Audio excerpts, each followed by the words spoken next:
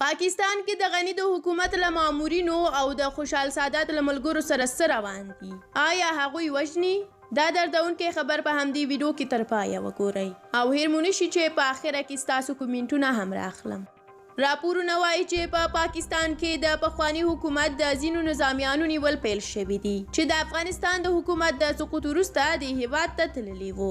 د رارسېدلو راپورونو په اساس د اشرف غني د حکومت ځینې ملکي او نظامي مامورین چې د پاکستان د بلوچستان ایالات مرکز کویټې ته تللي وو د پولیسو له لوري نیول شوي دي او هغوی د ځان سره نامعلوم ځای ته یې وړي دي. یوې سرچینې چې نه یې غوښتل نوم یې واخیستل شي رسنیو ته یې وویل چې د خلکو په کویټه کې ځینې اتاقونه او کوټې نیولې وې چې وروسته د یو شمېر کسانو له لوري چې ځانونه یې پولیس معرفي کړل نامعلوم ځای ته د ځان سره یوړل شول. سرچینه وایي چې د افغانستان د پخواني حکومت د کارمندانو سره د دې ډول کړنو په وړاندې د بشري حقونو د سازمان سره هم اړیکه نیول شوې ده خو تر اوسه یې کومه ښکاره نتیجه نه ده ترلاسه کړې.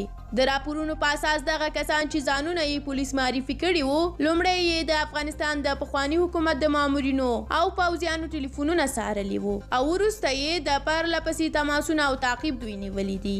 د پاکستان د حکومت رسمي سرچینه تر اوسه پورې په دې اړوند څه نه دي ویلي.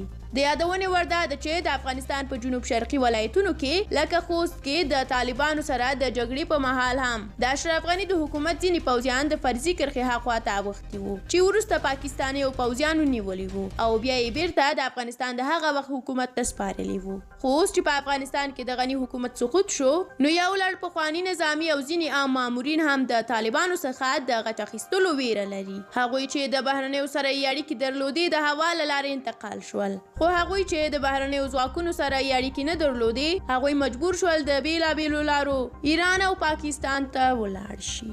درنو لیدونکو مننه چې تر دې دمه راسره وئ. دا چې په پاکستان کې له ملي ځواکونو سره داسې کارونه روان دي په دې اړه تاسو څه ویل غواړئ خپله وینا غبرګون راسره په کومنټ کې شریک کړئ. همدارنګه زموږ د راتلونکو ویډیوګانو لپاره یوټیوب چینل مو هم درسره سبسکرایب کړئ. اوس هم تاسو ځینې کومنټونه ګورئ چې زموږ په ویډیوګانو باندې راغلي دي او خپل نظرونه یې راسره شریک کړي. موږ ستاسو نظرونه هم په راتلونکو ویډیوګانو کې نشروو. تر بیا مو په الله سپارم. د خدای په امان.